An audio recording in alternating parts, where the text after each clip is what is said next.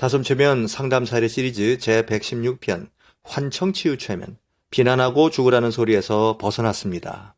안녕하십니까? 저는 한 기업에서 컨설턴트로 열심히 일하고 있는 30대 여성입니다. 최면 치유로 환청의 지옥에서 벗어날 수 있었던 제 경험을 여러분들과 공유하고자 이렇게 후기를 쓰게 되었습니다.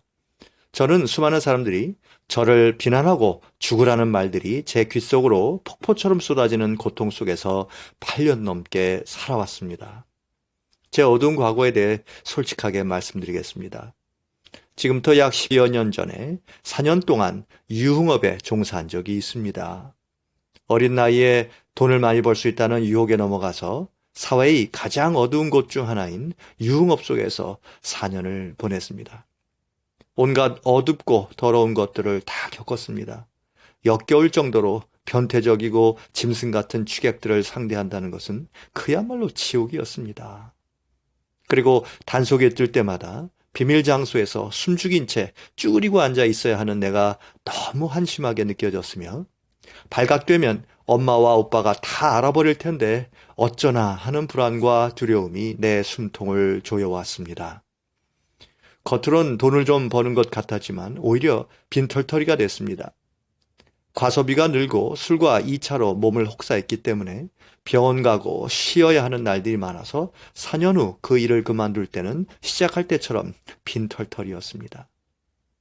돈을 많이 벌겠노라고 호언장담하고는 고생하는 엄마와 오빠를 떠나 이런 비밀 생활을 해왔는데 돈도 못 벌고 병든 몸으로 집에 다시 돌아간다는 생각을 하니 끔찍했습니다. 나의 마음이 집채만한 고민의 바위덩어리에 짓눌려 있던 어느 날 어느 폐쇄되고 어두운 지하 주차장에서 마침 주차하던 차에서 끼익 하는 날카로운 소리가 들리는 순간 갑자기 온몸에 공포가 엄습하더니 전신의 힘이 풀리면서 나도 모르게 바닥에 쓰러져 버렸습니다. 그 순간 내 주위로부터 수많은 사람들의 목소리가 들리기 시작했습니다. 큰 소리로 외치거나 낮은 소리로 와글와글 하는 소리들이 들리기 시작했습니다. 주된 내용은 주로 나를 비난하는 소리였습니다. 그날 이후 지금까지 8년 동안 그 소리들은 나를 괴롭혔습니다. 죽어버리라는 목소리 때문에 자해를 시도한 적도 여러 번 있었습니다. 솔직히 말씀드리면 다솜체면센터에 오기 전까지는 환청이라는 것 자체를 인정한 적도 그 단어를 떠올린 적도 없었습니다. 타인에 의한 것이다. 누군가가 나를 괴롭히고 있는 것이다. 라고만 생각하며 살아왔습니다. 처음에는 마치 바보처럼 멍 때리고 주변 사람들 말도 못 알아듣고 주의력 결핍에 과잉행동하기 일쑤였고 구토, 어지러움, 무기력감, 어깨 눌림 등 엄청난 일들이 환청과 함께 지속되었습니다. 그런데 신기하게도 다솜체면센터에 와서 치료를 시작했던 첫날부터 저에게는 엄청난 내면의 변화가 일어났습니다. 치료 첫째 날, 환청 소리가 그냥 엄청 무시되는 것 같은 강력한 느낌이 들면서 너무 편안했습니다. 두 번째 치료 후엔 환청이라는 것을 인지하고 받아들이기 시작하였습니다. 마음이 편안해졌습니다. 그런데 며칠 후 어떤 스트레스를 받는 상황이 발생했습니다.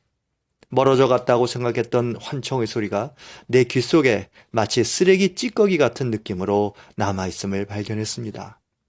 이 환청의 찌꺼기는 아마도 선생님이 말씀하셨듯이 나의 죄책감이 지금까지 느꼈던 수많은 부정적 감정들을 재료로 만들어낸 양심의 소리라는 것이 맞는 것 같습니다.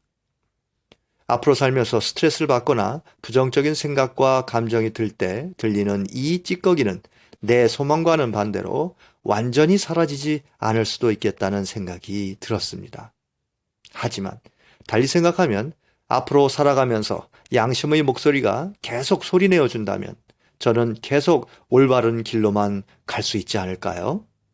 그리고 환청은 소리일 뿐 어떤 행동과 일을 하든 그 주체가 나임에는 분명하다는 깨달음을 얻었습니다.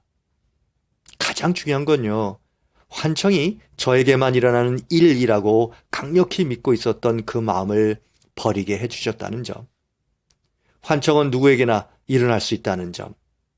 인생이란 제 자신의 마음을 내동댕이 쳐버리고 내면과 현실에 안주하지 못한 채 되는 대로 살아가는 게 아니라는 점.